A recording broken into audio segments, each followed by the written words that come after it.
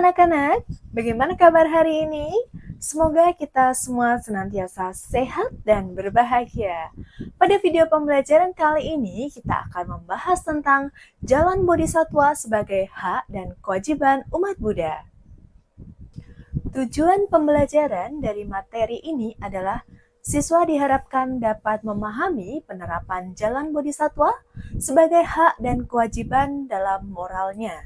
Nah, anak-anak, sebelum kita membahas materi lebih lanjut, Ibu akan bertanya terlebih dahulu kepada kalian. Apa yang kalian ketahui tentang Bodhisattva?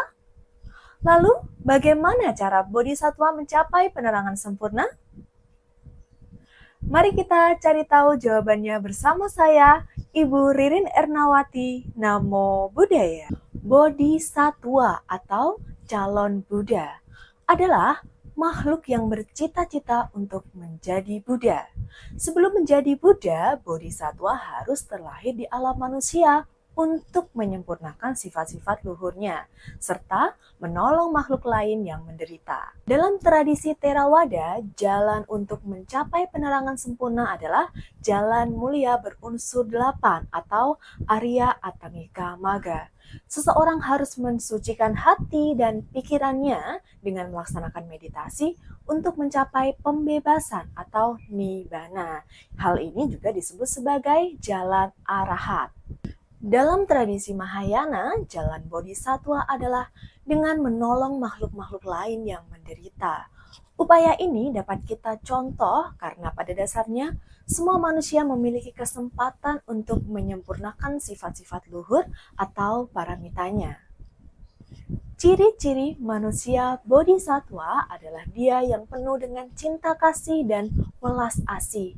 Dia juga rela berkorban jiwa dan raga tanpa pamrih untuk orang lain, serta dia tidak mementingkan dirinya sendiri. Dan bodhisattva jumlahnya sangat banyak. Yuk kita bahas bersama contoh bodhisattva yang umumnya kita hormati. Anak-anak pasti tidak asing dengan yang satu ini. Atau mungkin anak-anak ada yang punya gambar atau patungnya di rumah? Ya, ini adalah Avalokitesvara atau Dewi Guan Im. Dewi Guan Im adalah bodhisattva yang penuh dengan cinta kasih dan penolong makhluk yang menderita. Yang kedua adalah Ksitigarbha Bodhisattva. Ksitigarbha adalah bodhisattva yang bertekad untuk menolong makhluk yang terlahir di alam neraka. Semboyannya adalah beliau tidak akan menjadi Buddha sebelum penghuni neraka menjadi kosong. Wah, hebat sekali ya! Yang ketiga adalah Manjusri Bodhisattva. Manjusri Bodhisattva adalah bodhisattva yang terkenal dengan kecerdasannya. Ia juga disebut sebagai Pangeran Dhamma karena bodhisattva Manjusri ini memiliki kebijaksanaan yang luar biasa. Berikutnya adalah Samantabhadra Bodhisattva. Samantabhadra Bodhisattva ini adalah bodhisattva yang melambangkan meditasi atau samadhi. Ada juga Bodhisattva Vajrapani. Bodhisattva Vajrapani ini dengan permata di tangannya sebagai bodhisattva yang melambangkan kekuatan. Kemudian ada juga Tara Bodhisattva yang umumnya lebih dikenal dalam Buddhism Tibet yang melambangkan kesuksesan dalam aktivitas dan pencapaian. Nah, anak-anak, kalau yang satu ini kalian pasti mengenalnya kan? Beliau adalah Siddhartha, bodhisattva yang telah menjadi Buddha atau Buddha Gotama, yaitu Buddha di masa sekarang. Yang terakhir adalah Maitreya Bodhisattva. Maitreya Bodhisattva adalah Buddha di masa yang akan datang. Saat ini, Maitreya Bodhisattva berdiam di surga Tusita, yang merupakan alam kelahiran sebelum Bodhisattva menjadi Buddha di alam manusia. Umat Buddha diberikan kebebasan untuk memilih dari dua jalan untuk mencapai kebuddhaan.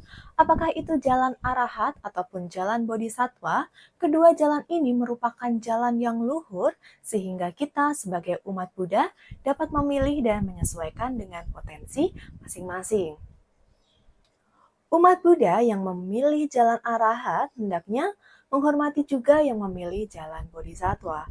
Toleransi dalam agama Buddha ini perlu dikembangkan dengan menerima perbedaan sebagai bentuk dari keragaman serta tidak menimbulkan pertentangan. Jadi, jalan bodhisattva adalah jalan yang luhur dan patut kita kembangkan karena bertekad untuk menolong makhluk lain yang mengalami penderitaan. Setelah kita membantu mereka yang mengalami penderitaan, maka diri kita pasti juga akan bahagia. Maka dari itu, anak-anak harus selalu melakukan kebajikan ya.